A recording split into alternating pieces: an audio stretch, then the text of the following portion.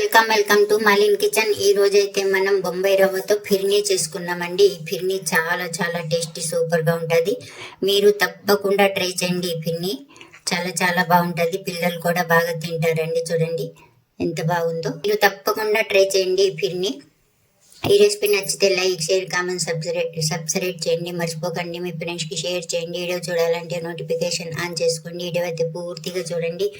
మనం వీడియోలో ఎలా చేస్తామో ఈ ఫిర్నీ, రవ్వ ఫిర్నీ అలాగే చేయండి. అంత బాగుంటుంది. హెల్దీ అయినది, చాలా చాలా టేస్టీగా ఉంటుంది. బాగా చూసేయండి. వీడియోకి టార్గెట్ 50 లైక్స్ అండి. తప్పకుండా లైక్ చేసి ఫుల్ వీడియో చూసేసేయండి.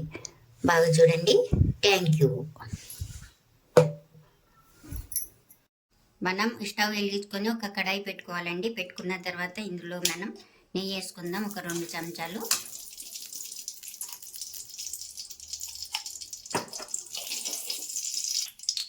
చూడండి, నెయ్యి వేసుకున్నాక మనం బాగా ఎడికిన తర్వాత ఇందులో మనం గ్లాసు బొంబాయి రవ్వ వేసుకోవాలి. చూడండి, ఈ గిలాస్తో నేను ఒక గిలాస్ వేసుకున్నా. బాగా వేయించుకుందాం. చూడండి, మనం ఇలాగ వేయించుకోవాలండి. మాడకూడదండి, నల్లగా ఇలాగే ఉండాలి, వైట్ కానీ. ఇప్పుడు మనం ఇందులో గిలాస్ నీళ్ళు, నీళ్ళు వేసుకోవాలండి.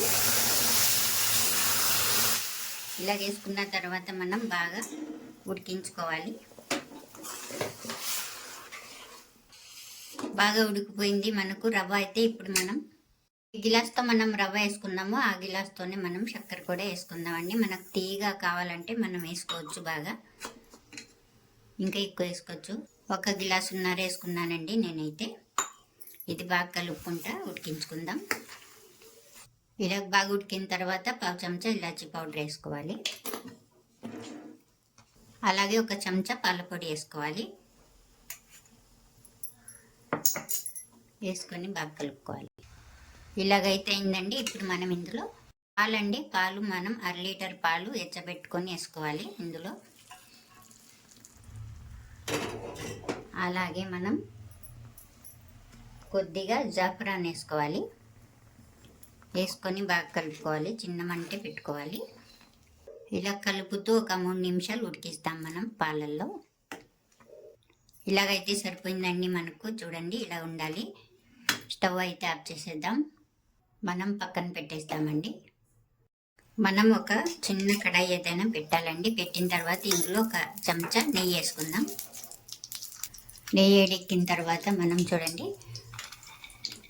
బాదం పప్పు తీసుకోవాలి. అలాగే ఖర్జూర పళ్ళు అండి, అలాగే పంకిన్ సీడ్ అండి, అలాగే కిస్మిస్, బాదం పప్పు. మనం ఇవన్నీ మన దగ్గర ఏం డ్రై ఫ్రూట్స్ ఉంటే అవన్నీ వేసుకోవచ్చండి. ఇందులో వేసుకొని వేయించుకుందాం. ఇలాగ వేయించుకున్నాం కదండి. ఇప్పుడు మనం ఫిర్నీ చేసుకున్నాం కదా, దాంట్లో వేసేసుకుందాం. ఇందులో వేసేసుకోవాలి. ఫిర్నీలో మనం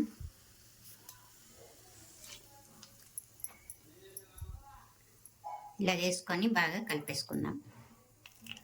ఇలా బాగా కలుపుకొని ఇందులోనే మనం 2 చెంచాల మీగడ వేసుకుందాం.